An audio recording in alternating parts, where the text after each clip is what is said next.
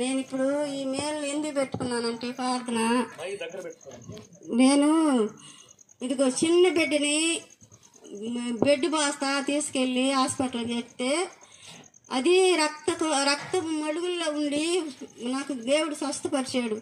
ఆ దేవుడు స్వస్థపరిచాడని నేను ఆయన డాక్టర్ అన్నాడు, ఈ బిడ్డకి మేము నిజం చెప్పలేమమ్మా, తల్లి బిడ్డకి నిజం చెప్పలేమంటే, సరే మనం చేసేది ఏముందయ్యా, దేవుడు నా దేవుడు నాకు అన్యాయం చేయడు అంటే, దేవుడు నమ్ముకున్నావా నువ్వు? ఆ అమ్మాయిని 5 రోజులు 6 రోజులు బాక్స్లో పెట్టాడు.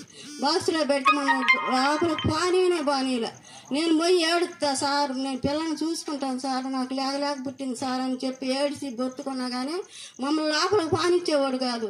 నేను అక్కడ బాక్స్ కాడికి పోయి, నాయన నువ్వే నాకు దిక్కు, నువ్వే నాకు తోడు, ఎన్నో మేలు చేసావు నాయన, నా బిడ్డలకు కానీ నా మనవళ్ళకి కానీ నా సంతానానికి కానీ అందరికి మేలు చేసావు నాయన, కానీ నేను మర్చిపోను నాయన, నేను దుఃఖంలో ఉన్నాను ఆయన, నా బిడ్డలను ఆశీర్వదించి దీవించు నాయన, ఆ బిడ్డని ఇత్తనం వేసావు నాయన, ఫలింపు చేయి నాయన, అది చచ్చిపోయే ఇత్తనం కాదు నాయన, నువ్వు మంచి ఇత్తనం నాటేటట్టుగా నాకు సహాయం చేయి నాయన, నాకు ఎన్నో మేలు చేసేది. నేను మరణ పాలకలో లేచి ఈ రోజున సాక్ష్యం చెబుతున్నానంటే అది దేవుడి చిత్తమే, మన చిత్తం కాదు. ఇక్కడ తల్లిదండ్రులు అయినా అందరూ ఇడిచిపెట్టినా కానీ నా దేవుడు నన్ను ఇడిచిపెట్టలేదు. అయినా కానీ నా బిడ్డ మనవడు ఒళ్ళంతా వాసిపోయి, గొంతంతా వాసిపోయి, అది ఇక్కడ నిజం లేదని రిమ్స్లోకి పోతే లేదన్నారు. అప్పుడు ఎమ్మటే మేము గుంటూరు పోయాం.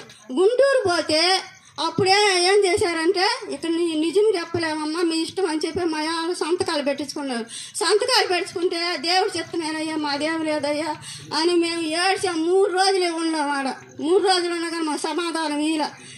అప్పుడు డాక్టర్ని ఎతికి పట్టుకున్నాము. నా బిడ్డ స్వస్థపరిచాడు. ఎవరు స్వస్థపరిచాడు? దేవుడు స్వస్థపరిచాడు. వాళ్ళకేముందయ్యా, ఇప్పుడు నేను నిజం లేదన్నాడు, నా దేవుడు నిజం చేశాడు నన్ను. నా బిడ్డకి, యాకోబు అనే బిడ్డకి మరణ పడకలో నుంచి లేపాడు. వాళ్ళ బిడ్డలకి దీవెనకరంగా నేను నా బిడ్డలను మరవల. ఇప్పటికి కూడా నేను దేవుణ్ణి అడుగుతా, ప్రతి ఒక్క బిడ్డని ఆశీర్వదించి దీవించయ్యా. ఇదిగో నన్ను కూడా మరణ పాటకల నుంచి లేపి కాళ్ళు చేతులు వాసి నేను హాస్పిటల్ చుట్టూ తిరిగాను. నా బిడ్డ ఏం చేశాడంటే కష్టపడి నా బిడ్డ నన్ను బతికిచ్చాడు. ఈ రోజున నా సాక్ష్యం దేవుడికి తెలియాలి, నాకు మీ అందరికి మీకు తెలియాలి. దేవుడిని నమ్ముకున్న వాళ్ళం మనము. దేవుడిని నమ్ముకున్న వాళ్ళకి ఎప్పుడు దేవుడిని మరవకూడదు.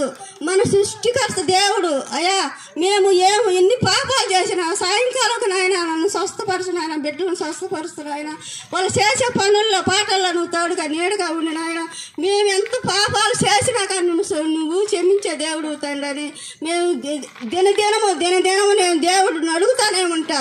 ఇదిగో నా బిడ్డలు పలాని పనికి వెళ్తున్నారు, ఆ బిడ్డ మళ్ళీ తిరిగి వచ్చింది, నాకు నీ కాపుదాలు భద్రతించమని నేను రోజు ఏడుకుంటూనే ఉంటాను, నన్ను దీవించమని ఏడుకుంటూనే ఉంటా. ఇప్పటికి నేను 3 నెలలు ఇది కరెంట్ షాక్ కొట్టి చెయ్యి పైకి లేలా, ఇవాళ పైకి లేస్తున్నాడు దేవుడు చెప్తున్నాడు. నేను ఈ రోజున ఈ తీగిలో ఉన్నానంటే దేవుడు నన్ను నా బిడ్డలు కానీ నా భర్త కానీ నన్ను ఎవరు చూడలే, నన్ను దేవుడు చూస్తున్నాను. ఇప్పటికి కూడా నేను స్వస్థపడుతున్నాను. కనీసం ఒక్క బిల్ల కూడా నేను వేసుకోవాలా. ఈ చెయ్యి అసలు పైకి లేలా. గుంటూరులో నేను ఎసరు తీసిన, ఏమో నమ్మ చెయ్యి వచ్చేటట్టుగా లేదన్న. ఇప్పుడు దేవుడే నన్ను చెయ్యి పైకి లేపాడు. ఎందుకు? మనం నమ్ముకున్న దేవుడు మనం పైకి లేపుతాడు. నరుల్ని పైకి లేపడు.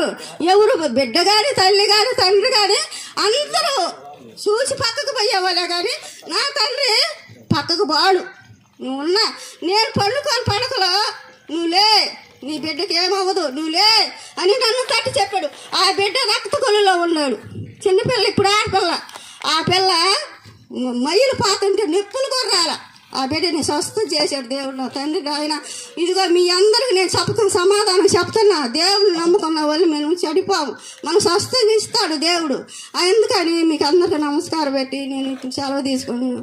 స్తోత్రం. హల్లెలూయా.